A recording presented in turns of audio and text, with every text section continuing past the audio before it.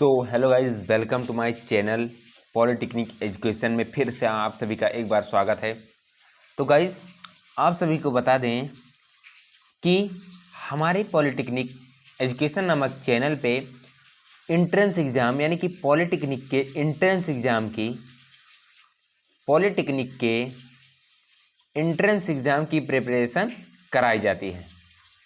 ठीक है, entrance exam की प्रिपरेशन कराई जाती है। तो आप सभी अगर पॉलिटेक्निक के एंट्रेंस एग्ज़ाम का परीक्षा यानी कि एग्ज़ाम देना चाहते हैं तो सबसे पहले आपको क्या करना होता है, पढ़ना होता है। पढ़ेंगे नहीं तब तक आप लोग को सही से कॉलेज नहीं मिलेगा।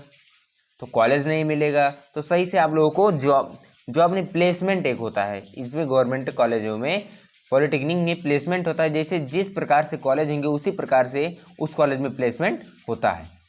ठीक है, तो आज की क्लास हम स्टार्ट करते हैं। आज हम अपना क्लास लेके आए हैं फिजिक्स के कुछ ऐसे महत्वपूर्ण क्वेश्चंस लेके आए हैं जो हमारे एंट्रेंस एग्जाम के लिए बहुत ही महत्वपूर्ण है।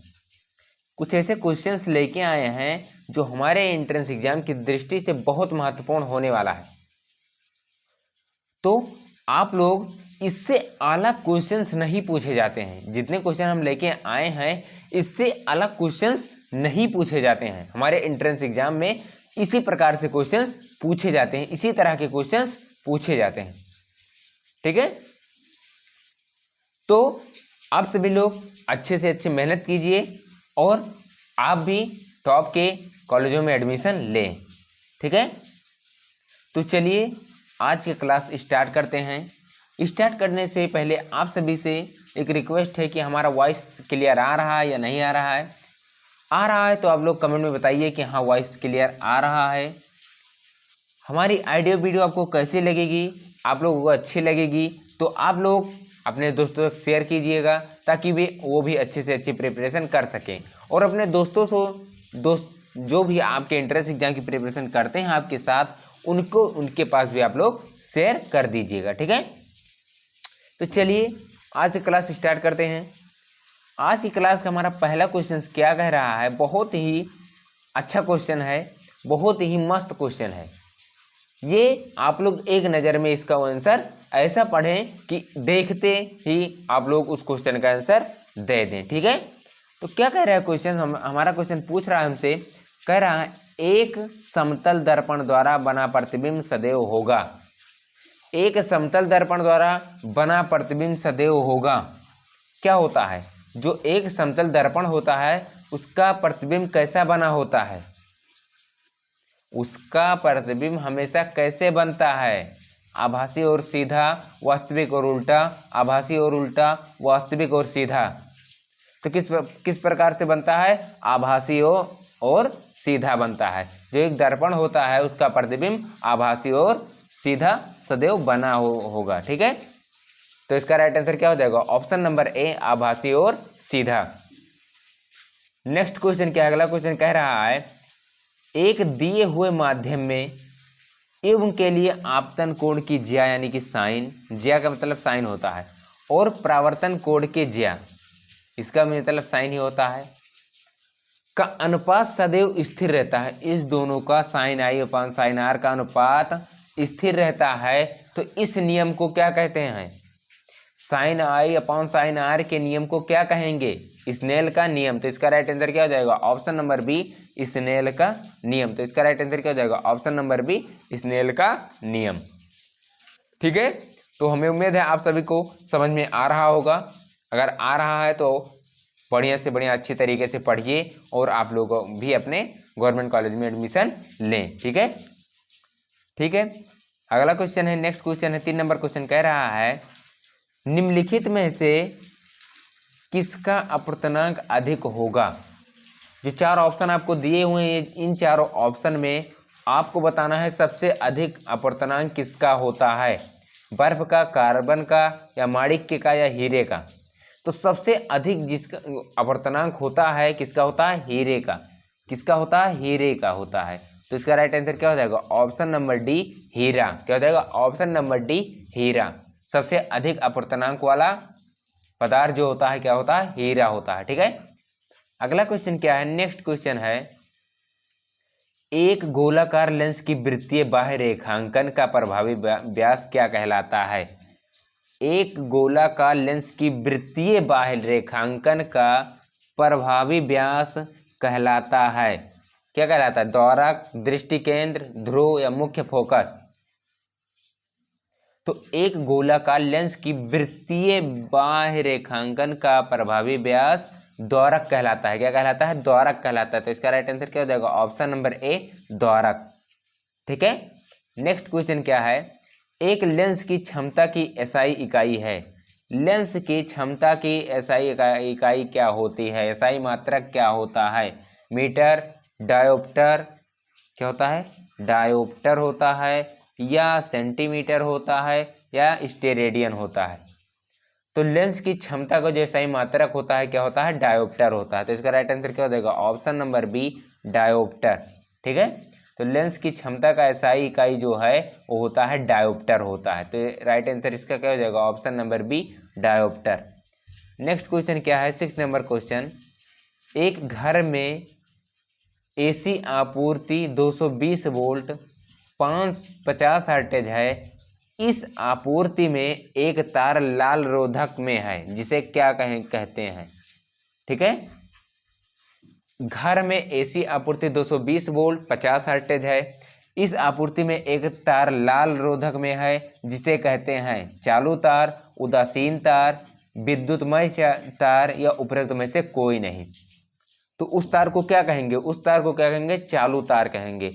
उस लाल क्या कहा है? इस आपूर्ति में एक तार लाल रोधक है, जिसे कहते हैं क्या कहते हैं? चालू तार कहते हैं। तो इसका राइट आंसर क्या हो जाएगा? ऑप्शन नंबर ए, चालू तार।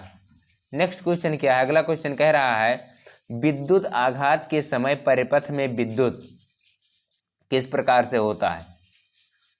विद्युत आघात के समय परिपथ में विद्युत किस प्रकार के होता है? क्रमिक रूप से घट जाती है, परिवर्तित नहीं होती, भारी रूप में बढ़ती है, या निरंतर परिवर्तित होती है।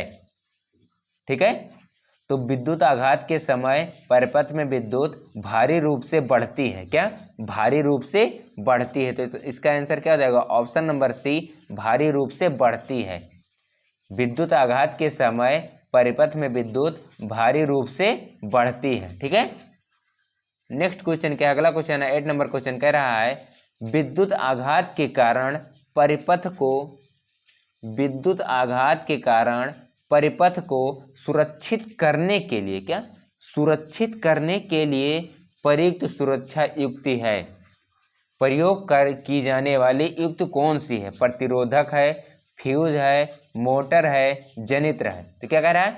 विद्युत आघात के कारण परिपथों को सुरक्षित करने के लिए प्रयुक्त सुरक्षा युक्त होती है। जैसे कोई भी, जैसे हो गया लाइट हो गया आपका, आपको लाइट कंट्रोल करने के लिए अगर आप मोटा तार लगा देंगे तो लाइट कंट्रोल नहीं होगा, कुछ ना कुछ नुकसान हो जाएगा।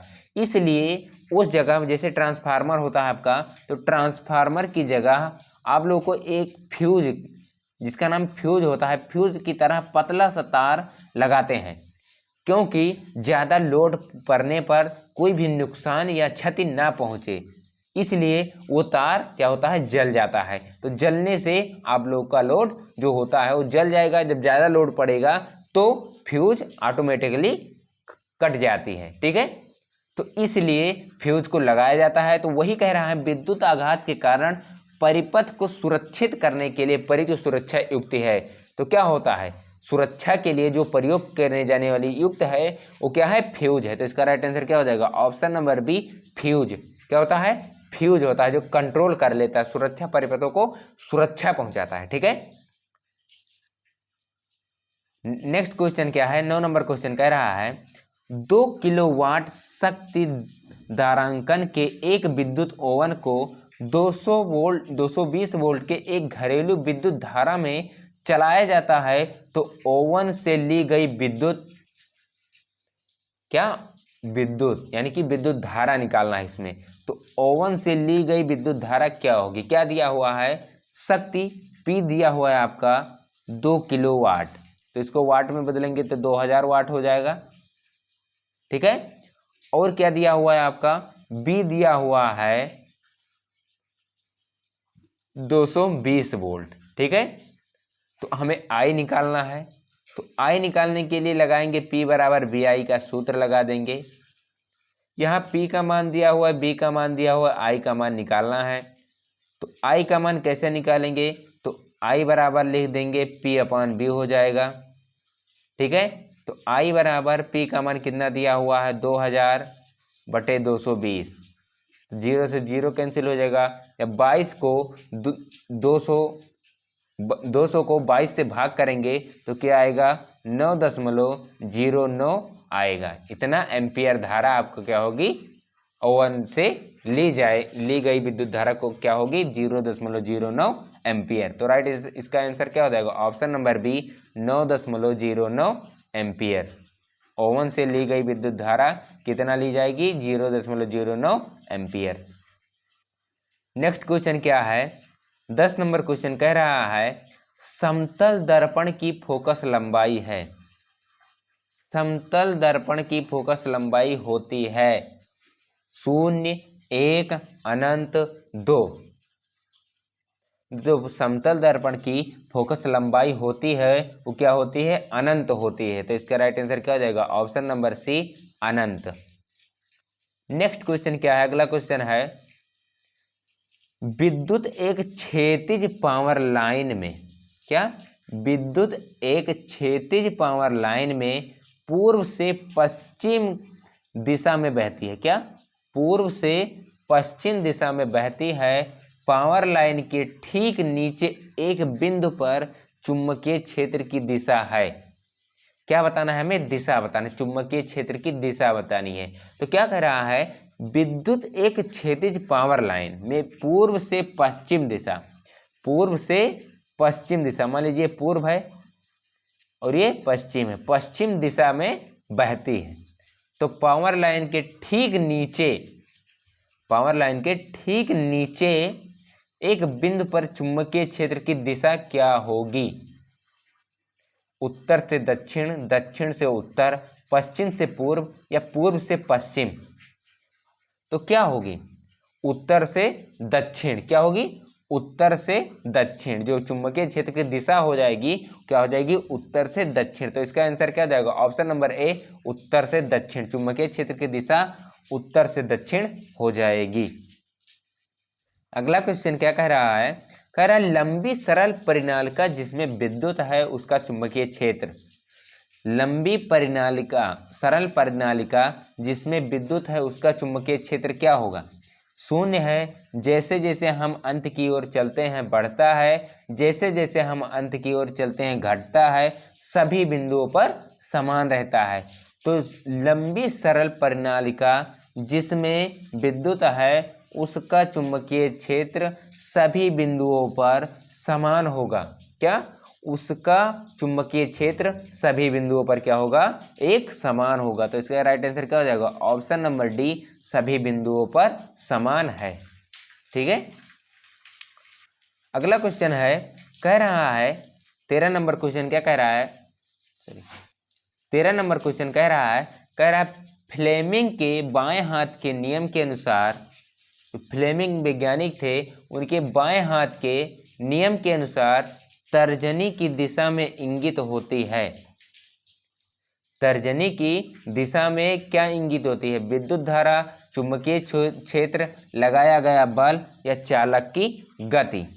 तो फ्लेमिंग के बाएं हाथ के नियम के अनुसार तर्जनी की दिशा में इंगित होती है चुंबकीय क्षेत्र। क्या चुंबकीय क्षेत्र। तो इसका राइट आंसर क्या हो जाएगा, ऑप्शन नंबर बी चुंबकीय क्षेत्र।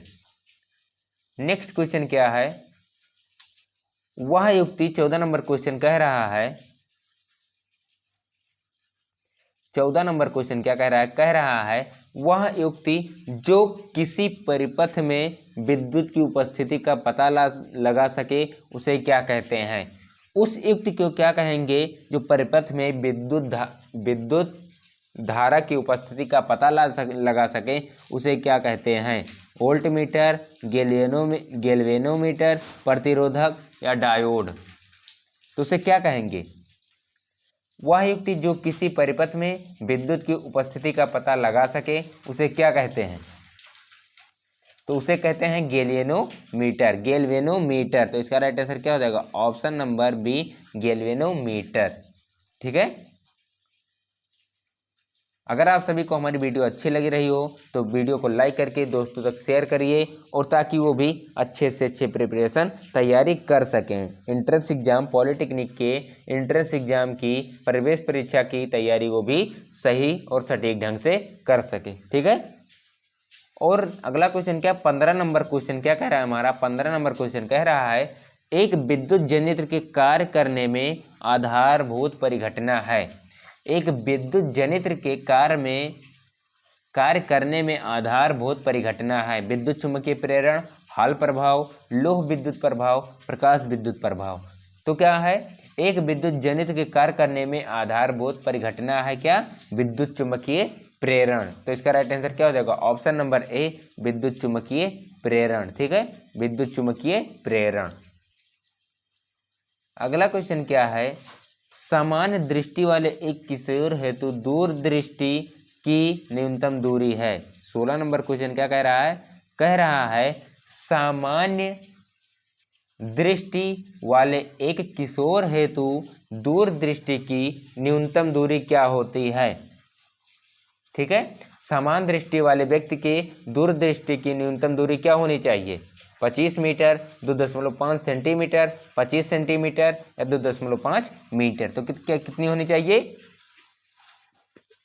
25 सेंटीमीटर। कितना होता है? 25 सेंटीमीटर। तो इसका राइट आंसर क्या हो जाएगा? Option number C, 25 centimetre.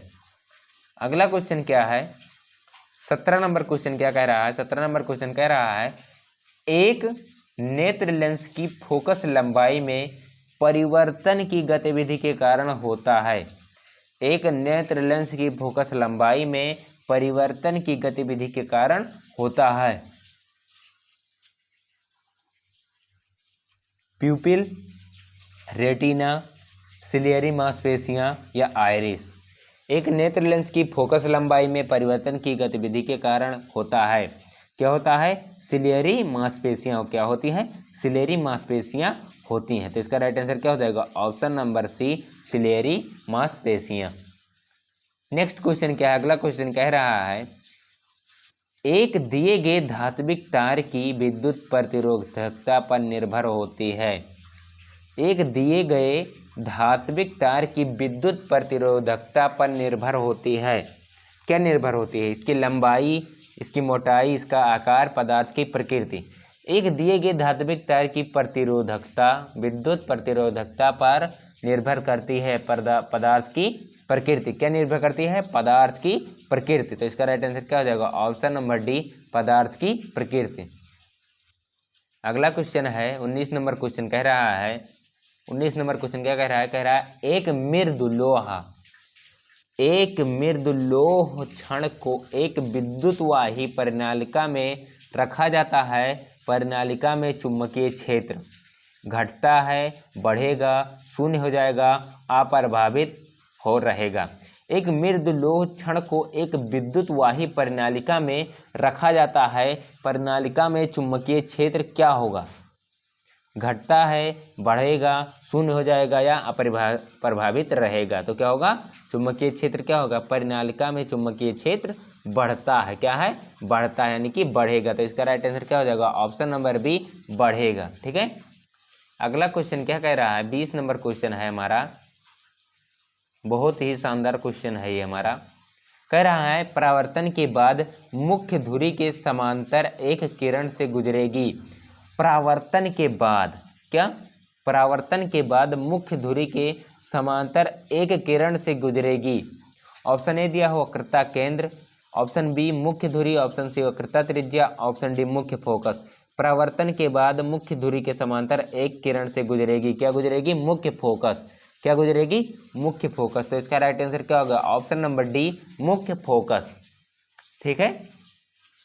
तो हमें उम्मीद है आप सभी को हमारी वीडियो अच्छी लगी होगी, और अच्छी लगी हो तो अपने दोस्तों तक शेयर कीजिए और उन लोगों को भी सहायता दीजिए, ताकि वो भी सही से और सटीक ढंग से क्या तैयारी कर सके, पढ़ सकें, सटीक ढंग से पढ़ सकें। और आप सभी को अगर हमारी वीडियो अच्छी लगी हो तो वीडियो को लाइक कीजिए और अपने दोस्तों तक, हम बता दिए अपने दोस्तों तक शेयर कीजिएगा ताकि वो भी अच्छे से अच्छे प्रिपरेशन कर सकें।